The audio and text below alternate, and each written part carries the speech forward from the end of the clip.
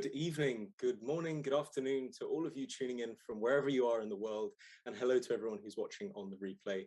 I hope you're all doing very well. My name is Luke. I'm a producer here at How To Academy, and welcome to what I'm sure is going to be an absolutely brilliant event. Today we are joined by Robert Greene.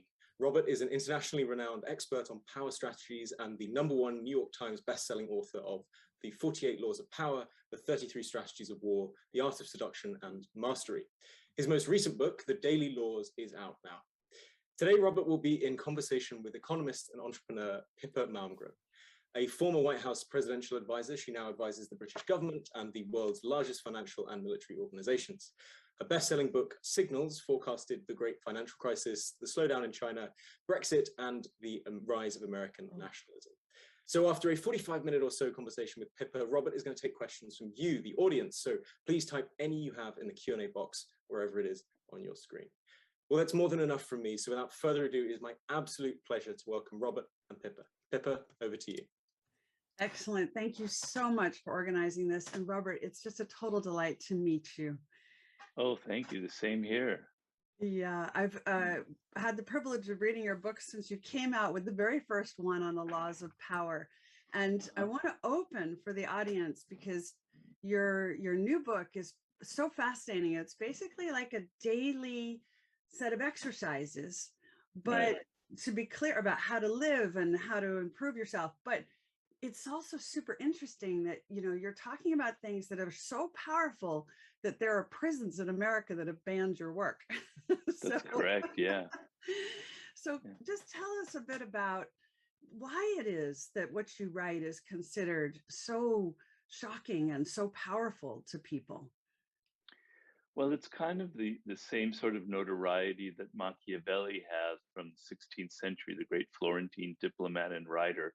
I'm not putting myself on his level, but just the name Machiavelli kind of conjures up used to be a nickname for Satan himself. And I think we human beings are uncomfortable with our own nature, right? We want to imagine that we're these kind of angelic, saintly, technologically sophisticated creatures wandering about in the 21st century. And I'm trying to tell you, you're not really like that. You have some very primitive impulses going on at the same time. And one of them that is embedded in us from hundreds of thousands of years ago is this desire for power, this desire for expansion, for having influence over people, for having some kind of control over our lives. And this motivates so much of our behavior. And if we're not clear about it, and if we're not comfortable with it, it leads to kind of passive aggressive strategies, to sort of manipulations, and we're not really even aware of how deeply we are attempting to manipulate people. And this makes a lot of the public very uncomfortable. They don't want to imagine this. They think that we're much different, like, oh yeah, maybe there are a few sharks out there, you know, maybe 2% are kind of manipulators, etc., but not me. I never engage in that kind of behavior. And I'm trying to rip away that mask and say, no, you're engaging in that kind of behavior, but you're just not aware of it. I think that's a bit of the nature of the notoriety, the taboo element there. And it's so interesting as this kind of Carl Jung notion that everybody has a dark side and you only become a whole person when you integrate your light side and your dark side together. So your new book seems to be a kind of a roadmap to how to integrate into a whole. Is that a good description of what you're trying to get people to do? Yes, my previous book, The Laws of Human Nature, that is in essence what that is about. And I'm trying to make you aware of your own nature, aware that you have this dark side, as you mentioned. I talk about envy, I talk about aggression, irrationality, grandiosity, all those kind of juicy subjects. And I'm trying to say that we're all come from the same root, the same source, where all our brains are wired in the same way. Envy is something that all human beings are extremely prone to. And I explain why in this book, in that book, and in Daily Laws. And so I'm just trying to make you aware that this is going on in your head and is going on in your behavior and is motivating so much of what you do. And in the awareness, just simply being aware that you have a dark side, that you have a shadow, and in that book I go very deeply into where the shadow comes from, is enough to make you begin to integrate it into your daily life. Mm. But it sounds to me from my reading of your books and this new one, did you at some point in your life have confrontations with people who were manipulative towards you? How did you learn about these kinds of behaviors? Was it an internal process, or did you bump into people uh, who were exemplified this way of thinking? Well, experience is the best teacher of all. So, like so many people, I emerged from the university at the age of 21 or so, and I was very naive, right? I had all of these notions, these kind of romantic notions about the world. I was going to be a novelist. I was going to write this, and everybody, this is how the world works. And then I had started off working in New York in journalism. And suddenly you see that it's not what you expected, that people can be very political, that people have egos. And I started observing this. I observed it in two ways. First, things were happening to me where I would make mistakes inadvertently, I wasn't aware of it. And second, I would observe the very powerful people in the many different offices where I worked. And I decided there's this weird kind of language of power in which very powerful people understand certain basic principles, right? And I never had access to it. It's not anything people teach in the university. It's nothing your parents tell you. It's nothing the culture tells you. There are no books written on it. You just have to find out for yourself. And a lot of it involves a lot of pain. And so I had a fair amount of very painful experiences, particularly when I came back to Los Angeles and I worked in Hollywood, where law number one is never outshine the master. I outshone the master on a few occasions and I was fired and didn't understand why, et cetera, et cetera. And I think a lot of people have gone through that process. That is really what the real world is like. It's not like how most self-help books describe it. So it was a mix of kind of painful personal experiences and very keen observations of those in power and how they're not what you think they are. When the doors are closed, they're using some of these laws of power that are kind of a secret that I wanted to reveal. I know you've referred to a book called The Obstacle is the Way. Yeah. And it's this idea that defeat and failure and really bad experiences are the best thing that can possibly happen to you. And success is actually kind of the worst, because it makes you buy into things to such an extent you stop taking risks. Can you just elaborate on this a bit? Well, we all of us have, I call it our self-opinion, what we think about ourselves. And it's always a bit elevated above the reality, right? Unless we have very low self-esteem, and then it's the opposite. But we always sort of overestimate ourselves. We think that we're more moral and good than we actually are. We think that we're smarter than we actually are. We think that we're more rational than is the truth of the reality. But the discrepancy is not that big. Otherwise, if it were, we would be probably locked in a mental institution, right? We have to have some grasp on reality. But when you have success, that kind of discrepancy goes from here to like here, here, here, and here. Everyone around you starts patting you on the back and saying how wonderful you are. People are now motivated to kind of echo your ideas. You start believing your own press. You think that you have the golden touch, that no matter what you write, no matter what you do, or your thoughts are so brilliant, and you slowly lose contact with reality. And this is what happens to a lot of people in business. I've observed this firsthand.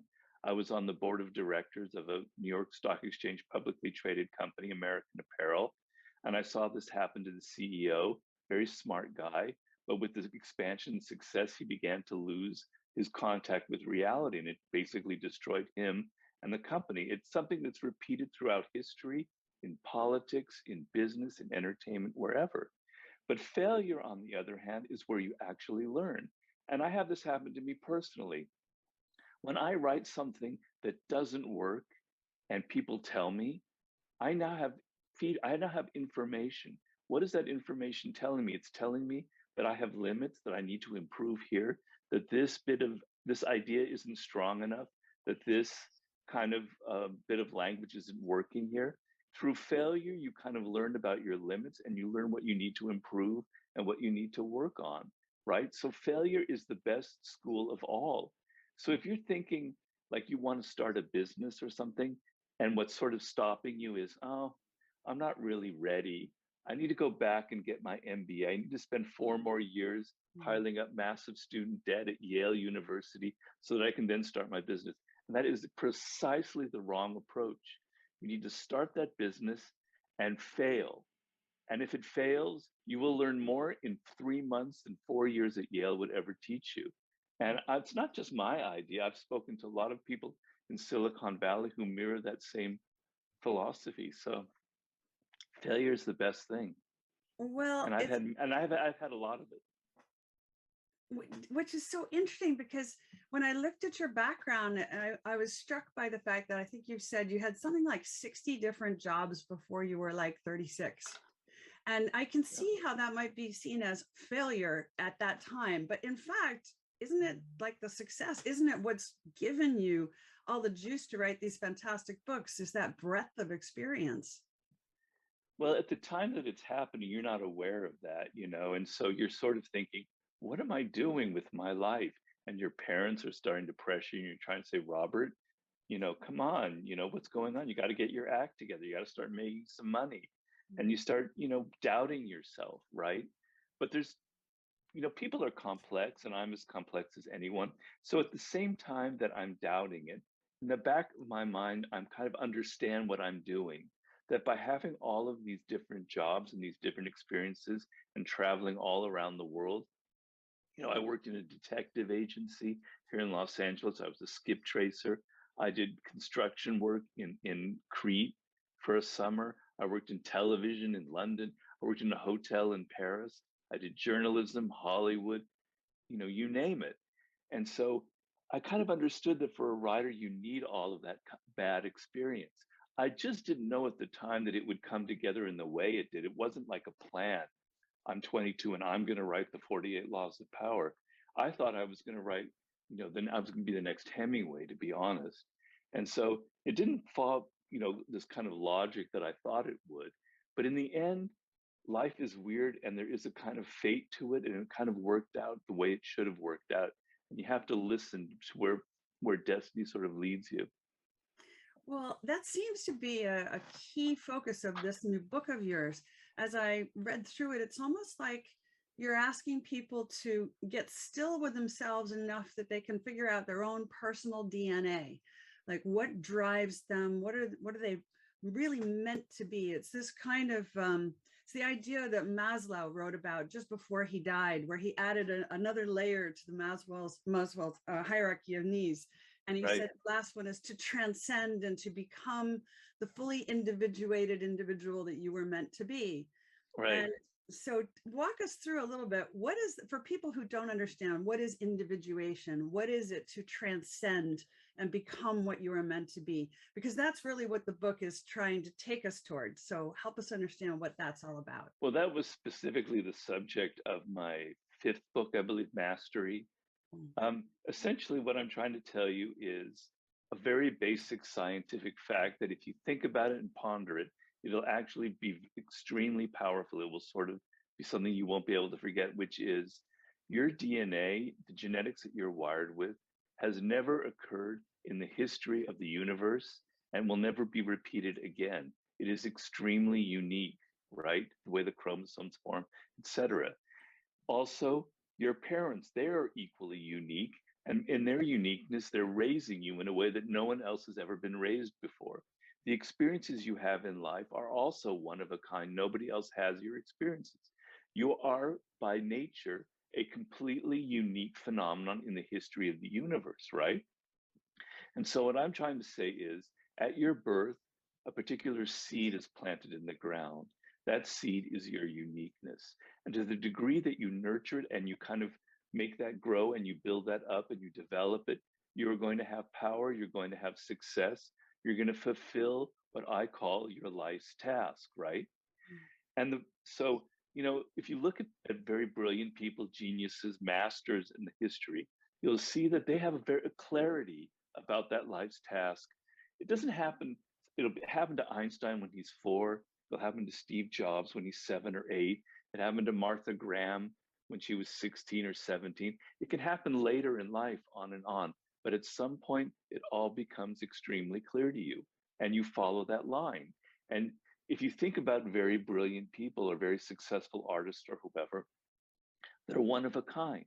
There's nobody else out there like a Pablo Picasso or an Igor Stravinsky. They're just unique, they're weird, they're different. Your problem is, it's a problem that everyone has and I had, is that uniqueness. It's like a little voice. Maslow, who you mentioned, he called them impulse voices. They're embedded when you're like 1 year old, and they kind of tell you, I like this food, I hate that food, etc.